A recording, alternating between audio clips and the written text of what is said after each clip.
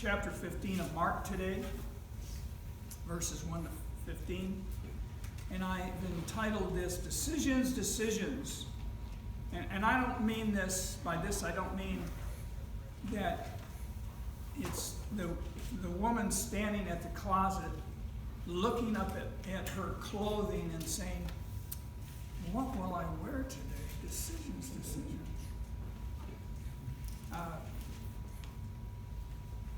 Some things never change, though. I'm sure you will agree with this as we go on, press on here. That's because people don't change. Why is it that the Bible is timeless? I don't know. Because it's always relevant. It's always relevant. Very good. It's always relevant because people don't change. We're all just the same sinful nature born people.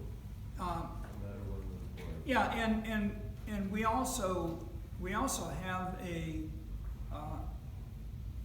the propensity to be envious, selfish, all of these things. And that doesn't depend on the culture or the time that you live in. That's true all the time. That's true regardless of one generation goes. And we actually saw that in the movie. When a person is charged by a prosecuting attorney for a crime, and I hope that never happens to anybody, it is important to word the charge, in other words, put it down in writing correctly, or it can be thrown out of court, right? It's got to be worded exactly correct. Ideally, yes. For instance, if someone in your family breaks one of your family rules, and hopefully people still have family rules, the court system wouldn't have jurisdiction unless the law of the land was broken.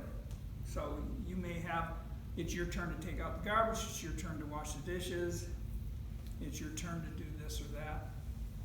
Just to be completely honest with you, I've broken a rule or two. Yeah, no, I think we all have.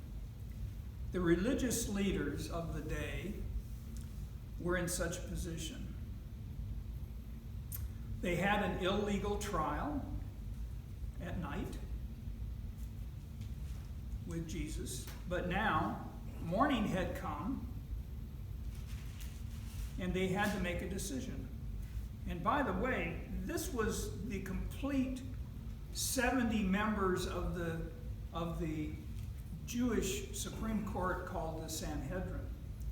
They gathered together. The high priest Caiaphas was there. All of the so-called experts of the law were there. And they were trying to come up. I don't know if they didn't realize that the arrest was going to go that easy. They had waited so long for it to happen.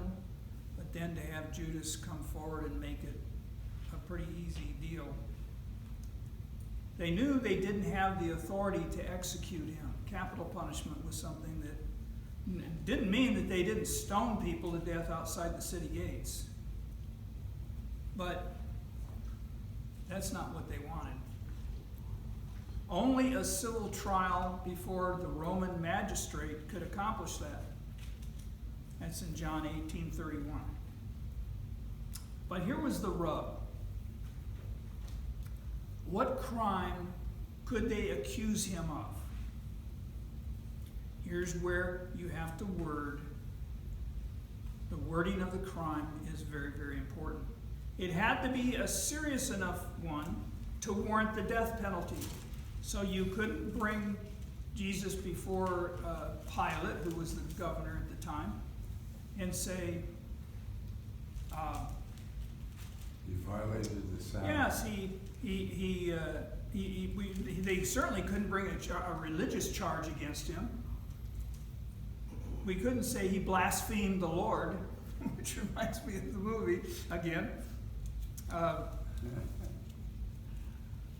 The governor's going to say, and you're telling me this because why? take care of it yourself.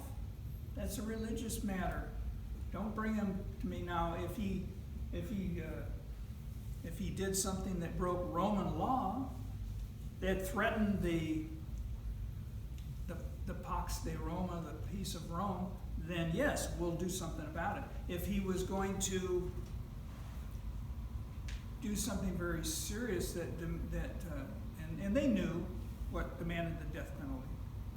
And this was backward thinking, so usually, think about this, a person was accused of a crime, and evidence of it was shown, and then an approximate penalty was given. You don't start by thinking, what can we accuse him of that will render a guilty verdict? So before we say anything, we know what the end result we want that to be. We want him to be executed. So let's invent something that he has done that would render a guilty verdict. Now maybe that still goes on. I don't know. I wouldn't be surprised. Resulting in execution. Like I said, people don't change. After they had a night of brainstorming, they decided to accuse Jesus of treason, not blasphemy. Because treason was definitely a high crime, it wasn't even a high crime and misdemeanor, which is what they call things today. But it was something that they knew that the Roman government would not stand for. So when you're saying this Jesus was setting out to overthrow the Roman government, which, considering the strength of the Roman government, considering the humbleness of Jesus, it was probably kind of unlikely that you could make a case for that, but that's what they were doing. Because in order to accomplish their end, which was the death of Jesus, they would have to send him to Pilate. They knew that was going to happen. And Pilate certainly wouldn't recognize blasphemy, and we mentioned that as a crime against the state. It was a religious crime. Treason, on the other hand, was serious and punishable by death. Did Jesus commit treason? Well, certainly not. So having reached their decision, they bound Jesus and they handed him over to Pilate. So let's see what the scriptures have to say here.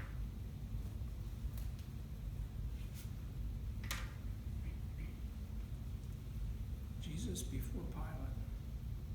There's some interesting, and you ought to read the same account in the other gospel writers. Pilate's wife coming to him and saying, "Don't have anything to do with this innocent man." Yeah, she had a dream, right? Yeah, she had a dream.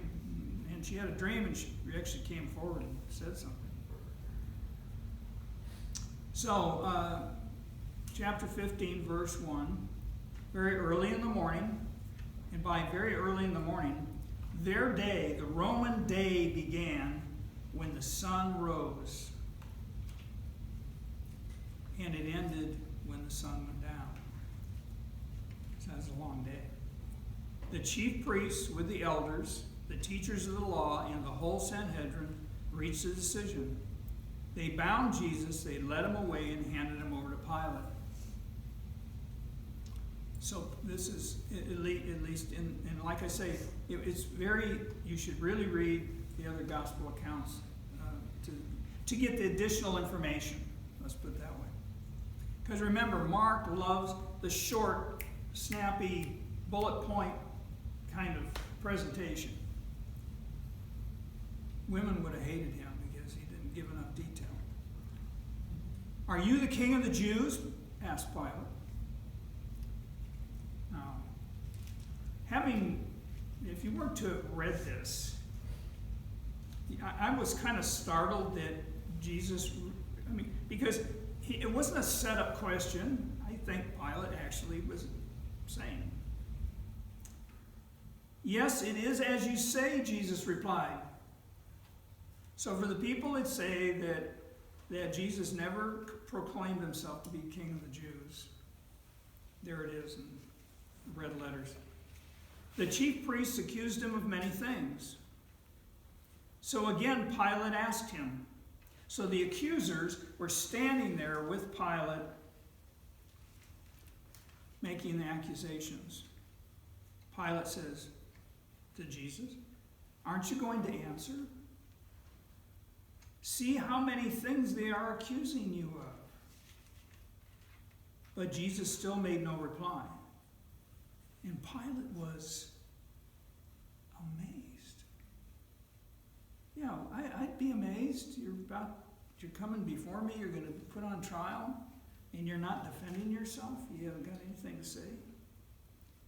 Now, it was the custom at the feast. Which feast is that? The Passover feast, which is why there's all these people from all over the known world there in Jerusalem. It was the custom of the feast to release a prisoner whom the people requested. I wonder if they know about that in California. They're just releasing all kinds of people. A man named Barabbas was in prison with the insurrectionists who had committed murder in the uprising. So he was connected with a bunch of people who were trying to overthrow the Roman government. They're in there for treason. The crowd, verse 8, came up and asked Pilate to do for them what he usually did.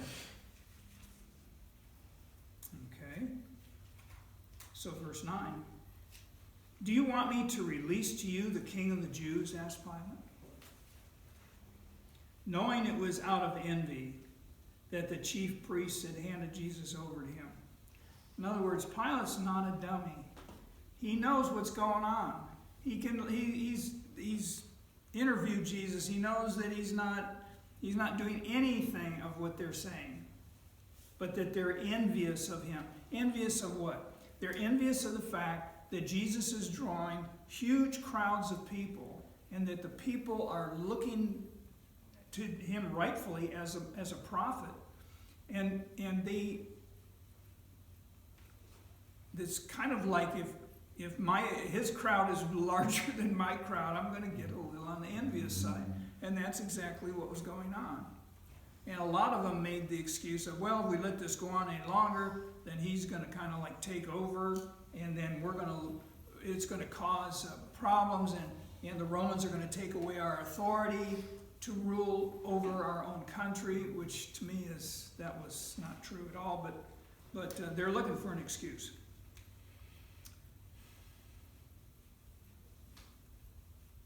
Verse 11, "But the chief priests stirred up the crowd," and that's not too tough to do, "to have Pilate release Barabbas instead." Of course, just as a trivial pursuit, that when you see a name, and it's the first three letters are B-A-R, bar, that means son of, and son of, Abba's probably, we know Abba means father. Well, he's the son of the father. That's kind of redundant, I guess. Verse 12, "What shall I do then with the one you call the King of the Jews?" So in other words, he already's thinking, well, okay, we're going to release this Barabbas, and probably the next week you'll be arrested again, because they're not going to give up doing what they're doing. Pilate asked him, "What do you want us to do with him?" The crowd, of course, stirred up by the religious leaders, say, "Crucify him!" they shouted. And Pilate says, "Why? What crime has he committed?" asked Pilate. But they shouted all the longer, "Crucify him!" Wanting to satisfy the crowd, Pilate released Barabbas to them. He had Jesus flogged and handed him over to be crucified. But I keep referring to the other Gospels. Pilate brought Jesus out, according to one of the gospel writers.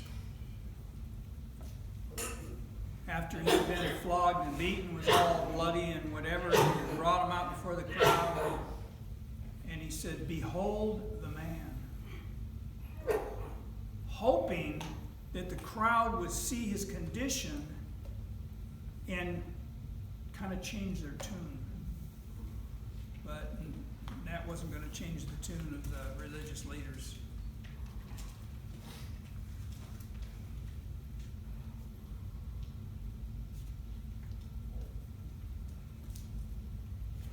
Of course, Pilate, it's kind of interesting to know the backstories on some of these things, because Pilate didn't live in Jerusalem. The Romans considered this Palestine as the armpit of the world. I mean, it was dusty and it was hot and it was everything that they disliked.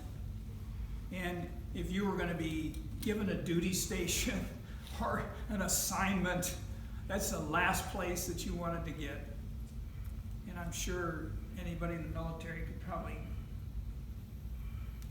give you some examples of places where they didn't want to be assigned. But he was assigned there. And he lived kind of across, well, Jerusalem always sits on a hill. So wherever you are, you're going up to Jerusalem. So he would go down with his Roman guards, and he would go back to Caesarea by the sea, which was a beautiful place. I mean, it's down by, you had the Mediterranean breezes blowing in off of there, and you had a hippodrome, which was like what we would call a racetrack. They had nice housing and whatever, and that's where all the retired Roman soldiers would go to live. And so that's where he lived. So it was his duty every morning to make, it's like taking the trip into the big city to go to work. So he had to commute to Jerusalem and be there at the crack of dawn and perform his work. So I don't think he's real happy about being there in the first place, and then he gets thrown this. Can I say one other thing is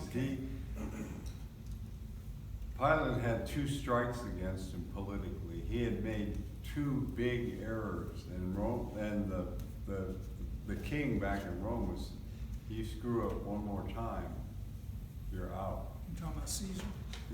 About Pilate. No, about Caesar in Rome? Yeah, Caesar said that about Pilate. If you make one more mistake, you're out. Yeah. And so here's this big threatening uproar, a crowd yelling. And so he, even though he knew it was wrong, to protect himself from losing his position, he went along with the crowd. Well, being fired from a position usually results in death too. Yeah, it's not, well, all your benefits are gone. He's at the bottom of the rung. He's in Jerusalem. He doesn't have, it's interesting because in some Bibles, and in my particular study Bible at home, it has a map that showed where all of the Herods, all of the relatives, all of the grandsons, and where they were given the land to govern. And so there were other places, but this is not one of the fun places to be.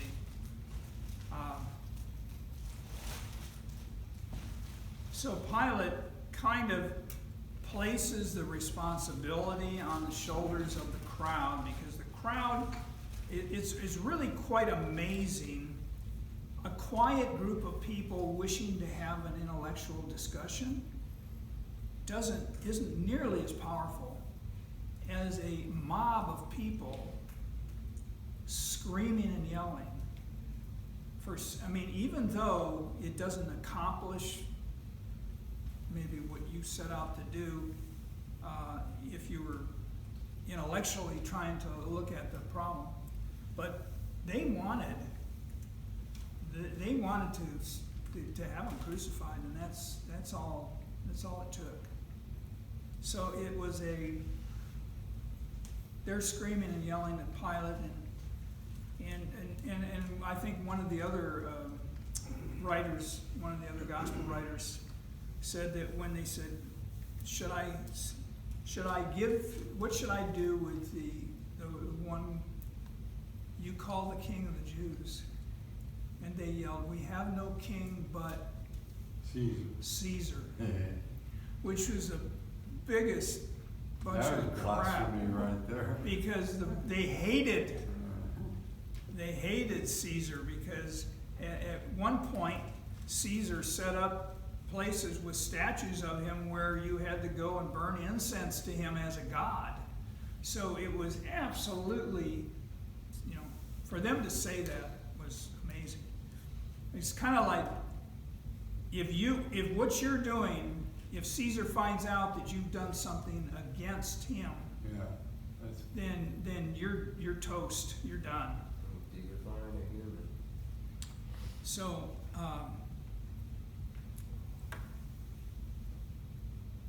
he knew that there was no crime. His in one of the other readings, his wife comes to him and whispers to him, I had a dream last night. Don't have anything to do with this man, this innocent man. But that wasn't enough, because his political position was, and evidently it didn't help, because in the future he was ousted anyway. He was gone. It was also important that prophecy be fulfilled about all the aspects of the death of Jesus. And these Jewish leaders, unknowingly, were active participants in the salvation of all mankind. Because a lot of people would have, and do, argue and say, well, if only this hadn't happened, then Jesus wouldn't have died. If only he hadn't done this, if only he hadn't said these words, if he only hadn't angered the religious leaders, then he would have never been crucified.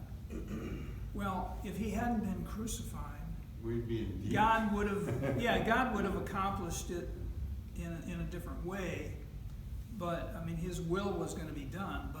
But this isn't a matter of an innocent man was murdered, because yes, he definitely was crucified, and he definitely was innocent of any crime. But that also fulfilled prophecy. So. And Satan was the tool in this too, because he was trying to make this happen. He was doing, everything he could to make it happen, and then when it happened, he went, "Oh no!" They really thought, and I know the religious leaders really thought, that this was going to end the influence of Jesus. If they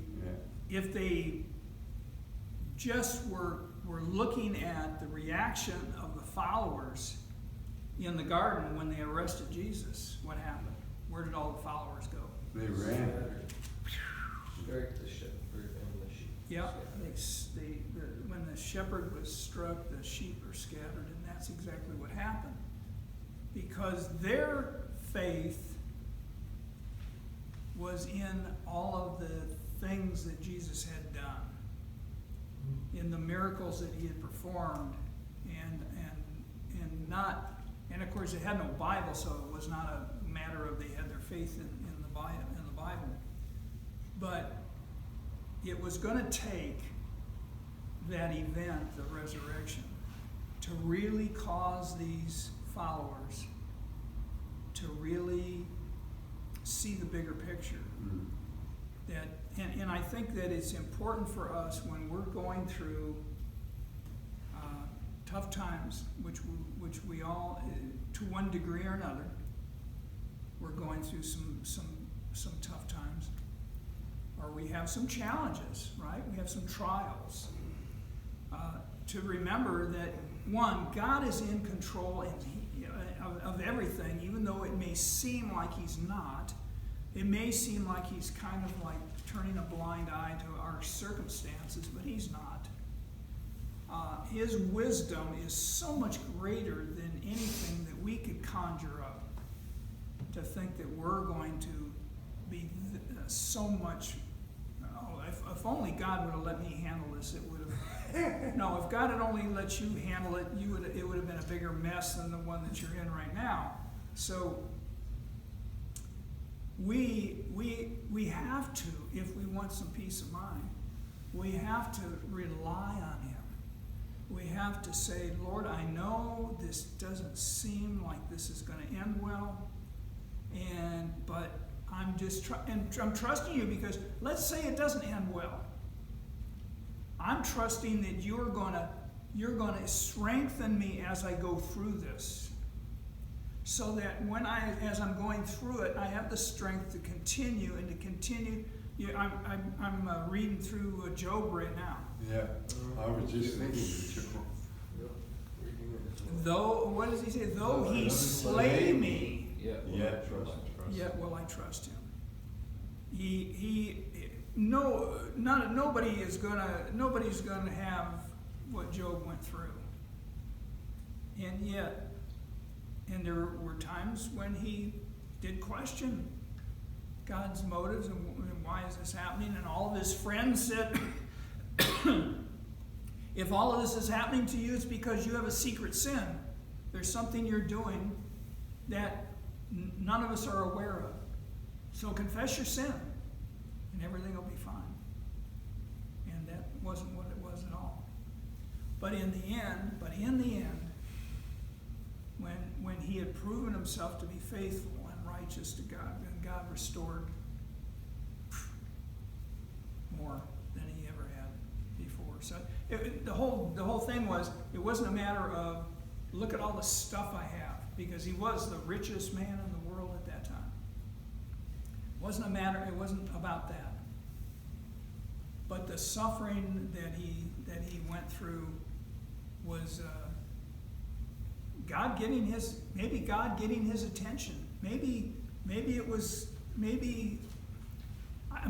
we know what it was. Satan had come to him and said,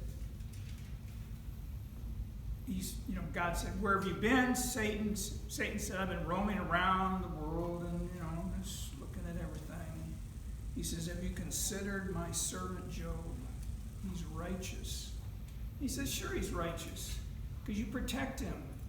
Take away your hedge of protection from around him, and he'll curse you to his face, to your face.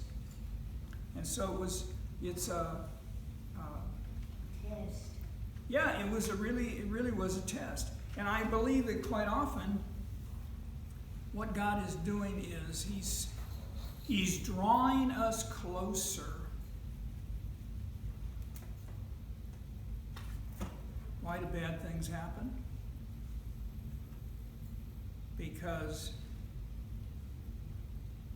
difficulties strengthen our faith and our trust in God.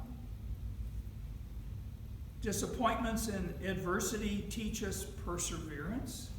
Keep on plugging along.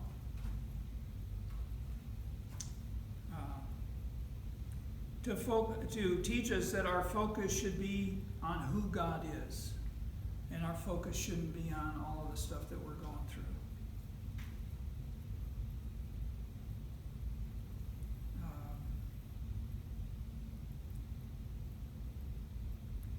And here's one we don't want to hear. Godly living, okay, so you're living a godly life, will produce persecution. Why would Satan mess with you if you're following him? He's not going to persecute you. And that's in 2 Timothy 3:12, if you care to look that up. And we live in an imperfect world filled with violence, crime, and so on. So they thought they were ending his influence when they killed him. But in reality, it had just begun. Jesus, they were creating his testimony. We can share this great sacrifice that he made with others, which is what he wants us to do, by the way. He didn't. I don't believe that he just said, I'm going to save you from eternal damnation, and you go, boy, I sure am glad that that's over with. Now I can live my life and I'll be fine. He wants us to tell a whole lost world that's going through the same stuff that you were going through. Let me tell you about what happened when I was going through this. Let me tell you why I had the strength to make it through this. And it's not because I'm just such a strong person, because I'm hardly a strong person. He wants us to share that message.